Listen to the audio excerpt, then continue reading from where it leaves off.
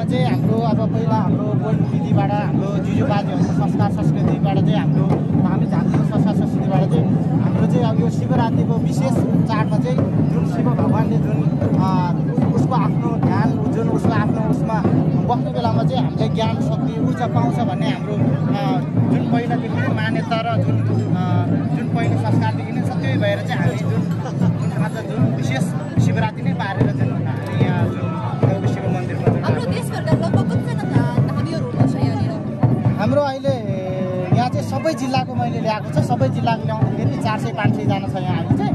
हाम्रो चाहिँ अब तपाईँको कम्तीमै तपाईँको 30-35 हजार जति चाहिँ छ सबै लगभग सबै गरेर नेपालमा। तर अहिले चाहिँ हामीले सबै जिल्लाको जुन विशेष झाँक्रीहरूलाई बोलाएर हाम्रो झाँक्री सङ्घले नै गरेर तपाईँहरूले शिवरात्रिमा मात्र झाँकी देखाउनुहुन्छ कि अरू कुन कुन पर्वमा देखाउनुहुन्छ? के छ यहाँ? यो तपाईँको हामीले यसपालि चाहिँ हाम्रो शिवरात्रिमा यो जुन यो पशुपतिमा पऱ्यो यसपालि चाहिँ अनि हाम्रो चाहिँ यहाँ कुण्डेश्वर जुन मेलामा जुन यसै गरी हाम्रो गोसाइकुण्ड मेलामा हरेक ठाउँमा चाहिँ हामी जाने गर्छौँ। यसपालिको चाहिँ हाम्रो झाँक्री सङ्घबाट सबैबाट गरेर चाहिँ हाम्रो आफ्नो शिव मन्दिरमा यसपालिको चाहिँ हामी यहाँ शिव मन्दिरमा जाने भन्ने जुन भइसकेपछि यसपालि हामी यहाँनिर जुन तपाईँको पशुपतिमा आएको हामी सबै जाने। के छ यो झाँकी देखाउने विधि के छ? केही विधिहरू छ यहाँहरूको?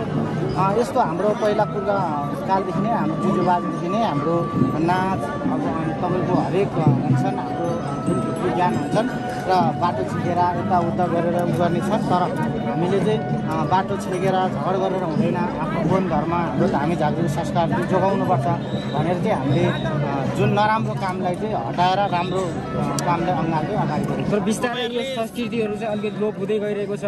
यो अवस्थामा चाहिँ सरकारको तर्फबाट र विभिन्न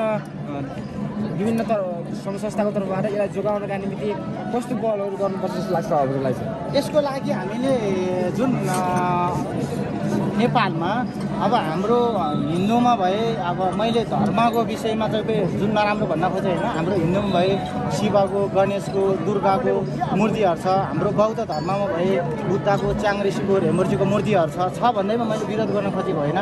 हाम्रो धामी झाँक्री संस्कार भनेको चाहिँ उहिले सत्ययुगदेखि नै बिरामीको उपचार गर्ने, हात खुट्टा भाँच्यो भने तपाईँको जङ्गलको जडीबुटी जुन लाएर जडीबुटी खाएर उपचार गर्ने, लागु लागेछ भने फुकेर उपचार गर्ने, यो चाहिँ पहिलो सत्ययुगदेखि नै भएको भएर हाम्रो झाँक्रीको पनि गुम्बा हुनुपर्छ, झाँक्रीको पनि मूर्ति हुनुपर्छ भनेर हामीले झाँक्रीको पनि जुन तपाईँको रामेछाप जिल्ला सुनगढी गाउँपालिकामा झाङ्ग्रो ढोल झाङ्ग्रो जाँगोहरू लागो झाँक्री नौरूपनको मूर्ति बनाएको छ। यस्तै गरी हामी चाहिँ नेपालको सबै जिल्लामा हुनुपर्छ भनेर चाहिँ हामी अगाडि बढिरहेको छौँ। तपाईँहरूले यो महाशिवरात्रिका दिन झाँकी देखाउँदाखेरि चाहिँ आफैलाई चाहिँ ज्ञान बढाउने फरक खालको चाहिँ क्षमता देखाउने भनेर विश्वास गरिन्छ। यसमा चाहिँ कतिको सत्यता छ?